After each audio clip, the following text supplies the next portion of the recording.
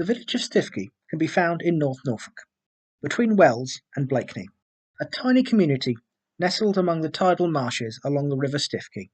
The village's flint buildings and high village wall that run along the side of the road make it look like something from another time, and make it a great place to visit in the summer. But there are those who tell of the village's darker past and horrific death that still lingers in the passing wind. For centuries, the village of Stiffkey was a working village. The men were mostly fishermen, spending days at a time out in the North Sea looking for a catch. While back in the village, many of the women worked as well. Being a poor, working village, there was little time for homemakers. They would spend long hours in the saltwater marshes that surrounded the village, looking for the famous blue cockles, known as Stiffkey blues, that had made the Stiffkey area well known.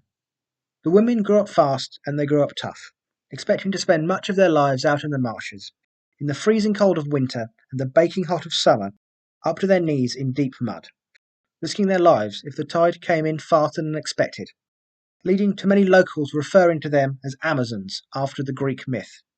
This would be their normal practice until one fateful day at some point in the 18th century. Cockles had been harder to come by recently, leading to some women taking more and more risks to get their share, needing a full sack each day to be able to feed both themselves and their children. And this day, as it reached the end, one younger woman, known as Nancy, only had half a full sack. The day was getting later and the tide was starting to come in. Most were willing to count their losses and head home for warmth and safety, but not Nancy. She was desperate to carry on working. The others begged her to come back with them, telling her it was too dangerous to be out here alone. But she would not listen. As the rest returned to the village, she went away, heading for the further side of Blacknock Mud Bank, hoping for better pickings.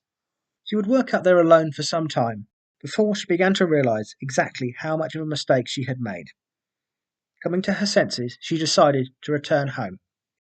Returning round, only now did she notice a heavy fog, what locals called a roke, had descended quickly, cutting off any sight of the village. Even the most experienced women would have had no idea how to get home in such weather. In terror, she rushed forward, but soon found the mud flats were now waist-deep in water. Struggling through, she reached to another mud bank and began screaming for help. Her screams carried to the village, where by now several of the men had returned from their work. Hearing her pleas, along with several of the village's women, they jumped into action to try and save her. Not only the men from the shore, but others coming back from sea hear her pleading and came to investigate. Unfortunately, those out to sea with the larger boats were unable to get near, forcing them to pull off. But those coming from the village who had been able to get into the smaller boats were just able to get into the flooded marshes and began calling out for her to come towards them, but she never did. Her screams continued, but now they were no longer for help, now just simply swearing and cursing. She screamed her hate for the village, the marshes, the tide, the fog, and even against God. And then in an instant they just stopped. A deadly silence came over the marshes. The fishermen called to her for a couple of minutes, but getting no response, were forced to turn and head back for home. It was far too dangerous to be out there among the mud banks in such fog. The next morning a search party went out to look for her, and she was found washed up on one of the mud banks, drowned, still clutching her half-full bag of cockles in one hand and her knife in the other. Seaweed had wrapped around her head, covering her eyes in a grim death shroud.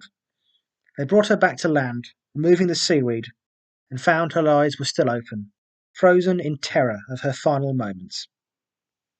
She was promptly buried in the local churchyard, St. John and St. Mary at Stiffkey, and the area tried to move on from that terrible day.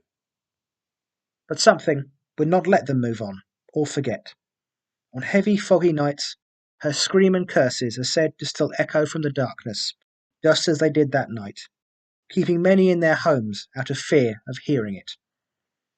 And for those who make an even bigger mistake of ignoring this, and head out into the marshes on foggy nights, have reported the spectre of a woman staggering through the roke, sack in one hand and knife in the other, her head engulfed in seaweed, seemingly still looking for her way back to the village, driving off all those who get too close to the deadly mud banks. Hope you've enjoyed the fourth of our Halloween presentations for this year. This was a little bit more of just a straight ghost story than going into it as I've done with other ones. Couldn't see a great way to delve into this one, but I still thought it was a good one. All of the information and pictures used can be found in the description below. Please feel free to like and subscribe if you wish. This was the Screaming Cockler of Stiffkey Marsh, and this was a little bit of history.